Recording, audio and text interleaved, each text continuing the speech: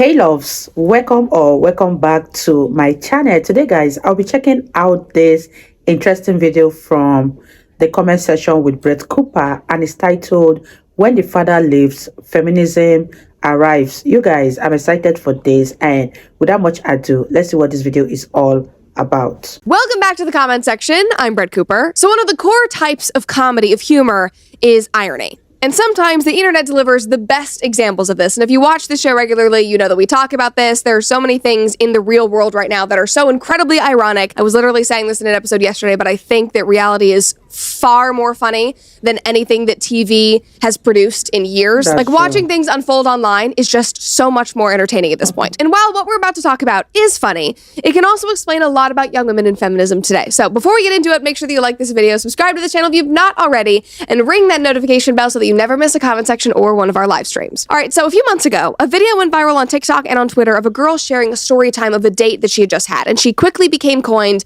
the factory reset girl. Because in this video, she claims that she's a feminist, she's, bisexual, she's dated girls, she's dated softer guys, and then she randomly went on a date with a Chad. A dude's dude, a bro's bro, the broest of the bros. And she said that the feminism left her body. Let's watch. I went on a date this week and I felt the feminism leaving my body. I live on the east side of LA, and if you don't know what that means, it's sort of like the artsier part of LA, It's people say it's like Brooklyn and New York. It is so hipster, I cannot even tell you.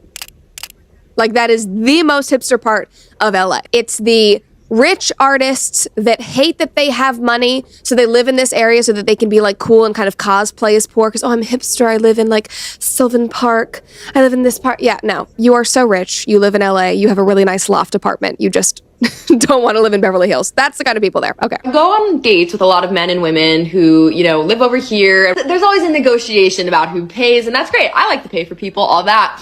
But what I will say is that I sort of fell into going on a date with the most guy's guy I've ever been on a date with. And he's from West, Santa Monica. He's a bro, right? A guy's guy is usually not my type. I cannot remember the last time that I went on a date with a straight bro's bro. You know what I'm saying? But it befell me. It befell me in an organic fashion. Organic fashion, almost like you're biologically inclined to like that.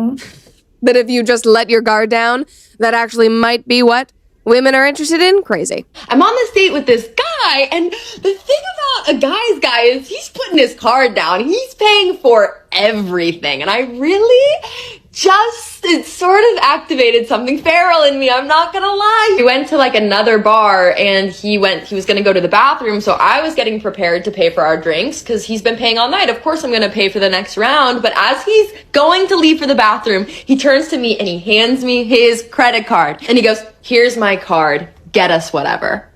Wow.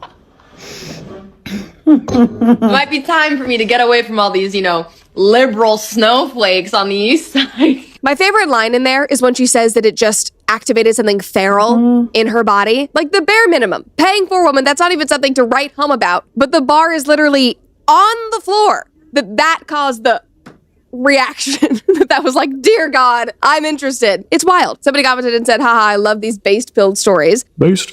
Somebody else said, when you have your first date with a guy who's not a graphic designer. Somebody else said she flipped due to the credit card being used to buy a drink. Wait until she sees masculinity flex in the form of homie mowing the lawn or fixing the plumbing in a house that he bought. Can't confirm. It's hot. Somebody else said women are starved for masculinity. Yeah, especially the LA breed of women, whether they know it or not. And this girl did not know it, but now she does. Somebody else said it's almost like women hate feminism and want men to actually act like men.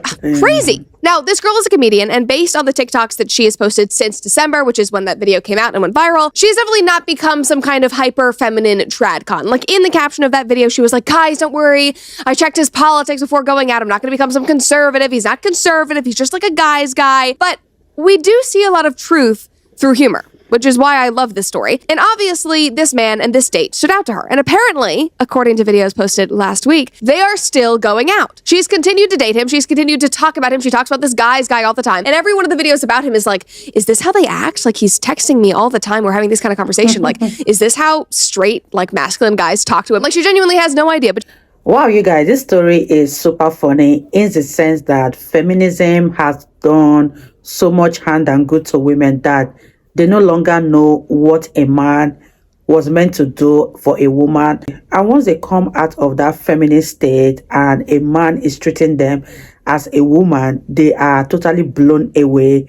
They go insane because this is what feminism has made them. I love the fact that she was so happy telling the story, and you can tell that she's all in for this particular guy. Let me know your thoughts on this one, and let's continue watching, you guys. She continues to talk about him all the time. And maybe she should spend some time reflecting on all of this, because it's not wrong to want a stronger, more masculine man. It's not wrong to like being taken care of, even in the form of just a guy paying for a drink. Like, not all men are toxic. Like, a man being a guy's guy does not mean that he is the enemy. Crazy thought. Maybe we should figure that out. But anyway, I had not thought about this girl recently until Not the Bee posted this article yesterday. And they said, this girl's dad abandoned his wife and 4 kids to pursue breakdancing. And doesn't she look familiar? It's the same girl. Read that headline again. This girl's dad abandoned his wife and 4 kids to pursue breakdancing. And guys, this story is insane. She posted it on TikTok. She did a whole story time about it. We just have to watch. What's a piece of trauma that you have that's funny? It has to actually be funny. I'll go first. My dad abandoned my family when I was 5 years old. That is a wife and 4 kids. He abandoned us and then pursued amateur breakdancing. And he got really good. He like blew up. Like, he became like a D-list celebrity status, like viral breakdancer. He became like the oldest actively competing breakdancer in the world. And he got on Good Morning America and talk shows, and Washington Post wrote about him, and he went super viral. And he did all these interviews, and he danced with Paula Abdul. And here, I'll show you. To see, take a look at this 60-year-old breakdancer. Yes, 60 years. I mean, it's impressive. Amazing.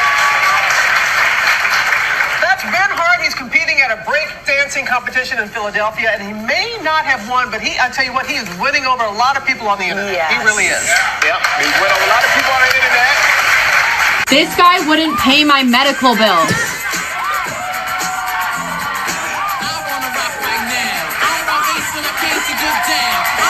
The worst part, damn it, he's good. He should not be able to move his body like that. It's like impossible. It's beautiful. Hey, Dad. Like, there was no split custody or anything. Like, he just like left 4 kids to do that. He may not have paid for some of my medical bills growing up. Oh my God, she's wearing one of his shirts. Oh my God, I just noticed it. He did give me this breakdancing merchandise. So that's him. He's on his head. Benihana is his b-boy name because his name is Ben Hart. You know, I'll get texts like this, happy birthday, ? And then like links to his breakdancing videos. So if you have funny trauma, like actual funny haha trauma, I need to hear it. I mean, that is wild. That objectively is very funny. Now, I know that she did include some videos of his breakdancing, but this one just made me laugh so hard. This was in a random comment section. This is him in 2019 in front of the White House. Oh, there he goes. Yep, that is her father. What a man. I'm just imagining him like setting up the camera, and it's just making me cringe so hard. You know, I think as he's aged a little bit, he's lost he's lost some of the talent. I think he peaked very quickly and then lost it because that basically just looked like a cockroach running around. Now, somebody said all the news stories calling him the breakdancing dad when he was a total deadbeat. Peak. I mean, would you expect anything less from our culture? Like, seriously? And I mean, it's no surprise because this is the same culture where 70% of women who get abortions say that they did it because they felt pressured or coerced by their partner. You guys, I feel so sorry for that girl telling the story about her father. Yes, she was so happy. You can tell that she is a very bubbly person and has a great personality. Let me know what you guys think about this video so far, and let's wrap this video up, you guys. I mean, if our society does not even value children when they are the most innocent and the most precious, what makes you think that they're going to stay and not walk out on their kids for freaking breakdancing? Like, none of this is a shocker, sadly. If you look up Ben Hart, it's like the Washington Post article is talking about his family and, you know, being the breakdancing dad. Good Morning America called him the breakdancing dad. Like, everything was about his role as a father when he was literally not being a father at all. Another person said, imagine leaving your family just to pursue your new hyperfixation for breakdancing. Somebody else said, this girl's video about meeting a guy's guy and having feminism leave her body in this. There should be a sitcom written about this girl and her life. Like, literally. I don't know if you'll watch this video, girl, but you are a comic, you should write it. And if you don't, I will, because it's absolutely fantastic. Now, even though this story is objectively funny and we can all laugh at this, it also breaks my heart because no wonder she was shocked by having a strong, unflappable dude take her on a date and do the bare minimum of paying. Like, she's never had that. Her father doesn't even remember her birthday, apparently. Also, through one of the comment sections on some posts about this video and about the story, I learned that her father has now moved on from breakdancing. He's a little too old to do the head spins, and he's now become a crypto guy, a right-wing crypto guy. Like, he was even interviewed by Dinesh D'Souza, and he featured this on his blog, and I think this is an important point because I think a lot of people on the right assume that just because they're conservative or have conservative values, that they will automatically be good parents, that just inherently makes somebody better. But just being on the right does not mean that you have good values. Like, your politics does not inherently make you a better person. This right here, what we're talking about, is not about politics. I do not care. It is about prioritizing your family, putting their well-being above your hyperfixation of the month of breakdancing. Like, this father walked out. He abandoned his family. He left his 4 kids alone. Like, she was 4 years old when that happened. He left his daughter without a role model, both for her or for the type of man that she would hopefully find and fall in love with. And sadly, I know you guys know this, but this is not a rare occurrence. In 2022, there were 73 million children in America.